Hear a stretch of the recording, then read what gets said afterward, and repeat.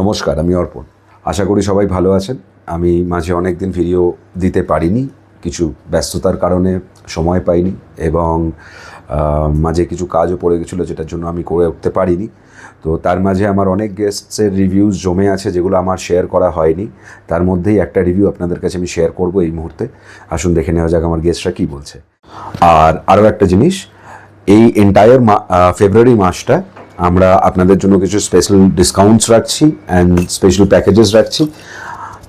Contact করবেন, যদি করেন আশা করি আপনাদের আমি সার্ভিস দিতে পারবো ঠিকঠাক। Thank you. ব্যবস্থাপনায় গ্রেড এ বললে ভুল হবে, A plus plus plus. 5 star হোটেলে এই ধরনের আমরা সার্ভিস পাবো কিনা জানি না। এরা মোটামুটি খুবই ঘরোয়া, যখন যা বলেছি তখন সঙ্গে সঙ্গে সেইটা আমাদের সার্ভিস করেছে।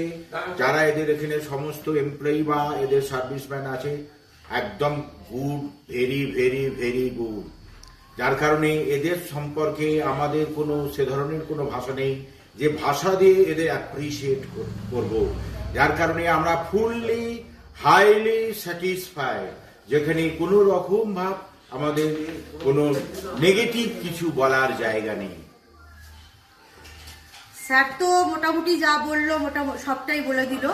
আমি যেহেতু পশ্চিমবঙ্গবাসী, প্রথম যে কথাটা বলি যে পশ্চিমবঙ্গের আমার বাড়ির কাছাকাছি একটা ছেলে যখন অন্য একটা রাজ্যে এসে এত চমৎকার একটা প্রতিষ্ঠান তৈরি করতে পারে, সেটা থেকে প্রথম বলে আমি খুব গর্ব অনুভব করেছি।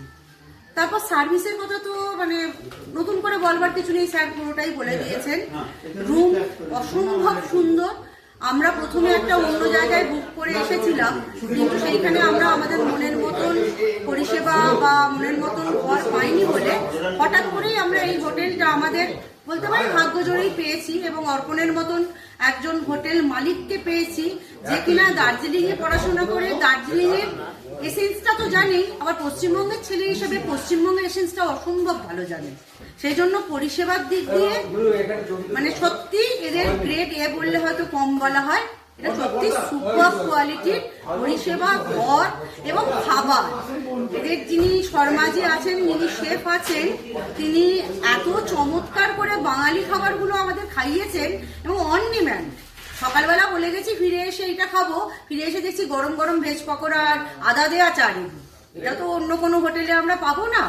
বাঙালি হিসাবে আমি বলতে পারি একটা ভীষণ গর্ব অনুভব মন নিয়ে এই হোটেলটা আজকে ছাড়ছি। Thank you. Thank you madam.